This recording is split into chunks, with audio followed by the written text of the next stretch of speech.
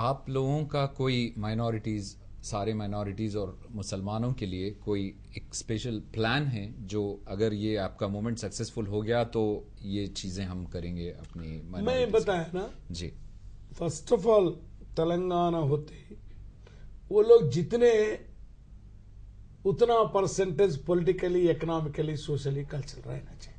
हम जितने हैं हमको होना चाहिए। सिर्फ आप फॉरवर्ड कास्ट में लगा देके हमको नहीं मिलता है, भीख मांगे वैसा 4% आपको रिजर्वेशन देते, फिर वो सुप्रीम कोर्ट जाके बंद हो गया है। आपको थोड़ा क्या देते बोले तो ये मस्जिदों को देखने का मिनिस्ट्री एक मिलता है। वाह एक मिनिस्ट्री मिलता है। Why not?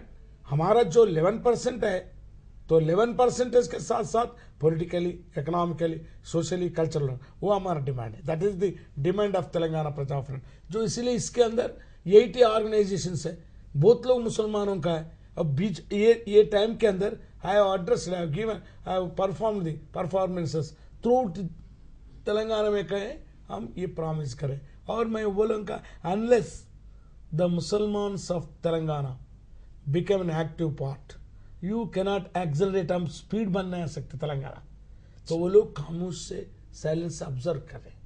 वो भाई लोग आने से और ग्रास रूट के लोग आने से वो लोग यकीन करते हैं, तभी तेलंगाना 100% द प्रोसेस स्टार्ट शुरू होता है, जिसमें ना करें। जैसे कि हमारी पुलिस है जिसका काम है टू सर्व एंड प्रोटेक्ट, तो उस ताल्लुक से आपका ये कहना है कि ये जो एनकाउंटर्स जो हुए हैं वो फेक है, तो आप इस ताल्लुक से क्या बताना चाहते हैं? नॉट ओनली नक्सलेट एनकाउंटर्स, इस देश के अंदर बहुत सारे एनकाउंटर्स फॉल्स है, फेक में हम बहुत बड़ा मूवमेंट करें। जो गुजरात का आप देख रहे हैं, मेरा क्या एनकाउंटर में आगे आगे बनना है। This is not one sided firing है। जो भी एनकाउंटर के अंदर अगर कोई शहीद बन गए तो मैं उसके लिए नहीं रोता हूं। वो भी बंदूक उठाए, आप भी बंदूक उठाए, वो हाथ उठाए तो आप गपचुप बैठते आप भी उठाए, लेकिन पकड़ के आदमी को 3rd डिग्री टॉर्चर करके गोली लगा रहे, that's what I am, we are against for that one. हम यहां पर बहुत बड़ा मूवमेंट बनाए, उसी का मैं लीडर भी बना हूं। उसका एक ही डिमांड था, मां बोलती है चाहे मेरा बेटा वो टेररिस्ट हो, नक्सलवादी हो, एक्सट्रीमिस्ट हो, कोई भी हो, लेकिन मेरा बेटा है, please give me the dead body, this the moment I brought it. तो उसीलिए यहाँ का जो सरकार, यहाँ का डीजीपी, यहाँ का चीफ मिनिस्टर आज भी जो मूवमेंट बना है, तो उसीलिए वो हमको तो गोली का निशाना बना है। जो 10 मार्च का जो आपका एहतजाज का जो प्रोग्राम है, मिलियन मार्च, तो उसको आप सपोर्ट कर रहे हैं या वो क्या प्रोग्राम है इस दिन? काफी लोग जो है परेशान है कि भाई क्या होने वाला है उस दिन। लोगों को कुछ परेशान नहीं चाहिए। लोगों को बचाने के लिए और आम गरीब लोगों के लिए, चाहे आंध्रा हो, रायलसीमा हो, किसको, उनके लिए डेफिनेटली हम हैं, हम बोल रहे हैं। देखो भाई, दिसंबर 9 को चिदम्बरम हमारा होम मिनिस्टर एक डिक्लेरेशन किया है कि process of Telangana is initiated. क्यों नहीं करते भाई? आप एक कॉन्स्टिट्यूशन है, बड़ा लोग है आपका जो पार्लियामेंट का है, क्यों नहीं करें? फिर उसके बाद श्री कृष्णा कमेटी आया, 1 साल तक बच्चे पूरा बर्दाश्त करके नियरली 600 बॉयज अपने खुद के ऊपर पेट्रोल डाल के शहीद बन गए, किसी के ऊपर नहीं डाले 1 साल से। फिर उसके बाद इलेक्शन हुआ है, यूनाइटेड फ्रंट हुआ है, लोग लाखों लोग आए हैं। 1 साल के बाद श्री कृष्णा कमेटी रिपोर्ट लेकर आया। जो श्री कृष्णा कमेटी रिपोर्ट दिल्ली में है, सबसे पहले यहां पर बॉर्डर सिक्योरिटी फोर्स और पैरामिलिट्री आ गए। ये क्या जस्टिस है भाई? किसी को नहीं मारे, कुछ नहीं करे, रिपोर्ट कहां है रे बाबा बता बोले तो आपका पुलिस आ गया। वो जस्टिस कमीशन क्या 6 पॉइंट्स बोला है, वो बोलते 4 पॉइंट्स में बोला ये 4 पॉइंट्स है, लेकिन ये लोग नहीं मानते। नहीं मानने से रिपोर्ट्स क्यों लिखता है? एंड 2 पॉइंट्स कंफ्यूजन है। So taking this the people has taken so peaceful. कल बंद करे है पीसफुल, रेल रोके करे है पीसफुल है, हजारों लोग लाखों लोग रोड पे आए पीसफुल है।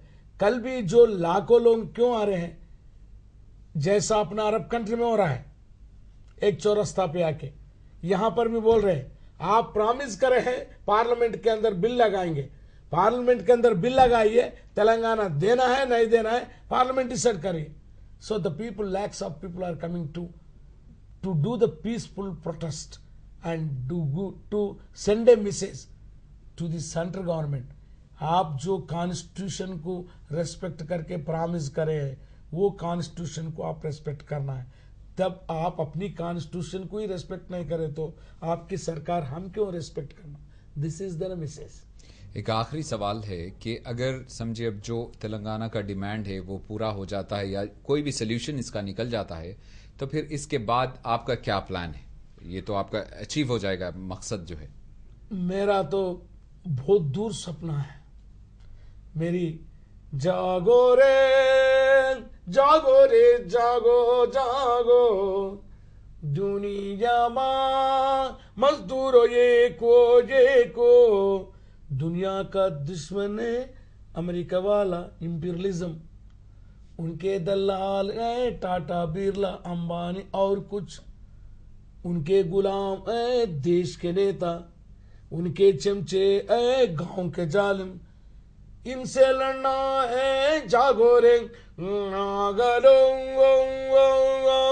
जागो रे जागो जागो. मेरी सपना यही है जब तक इंसान भूखा है इस दुनिया में तूफान रहेगा.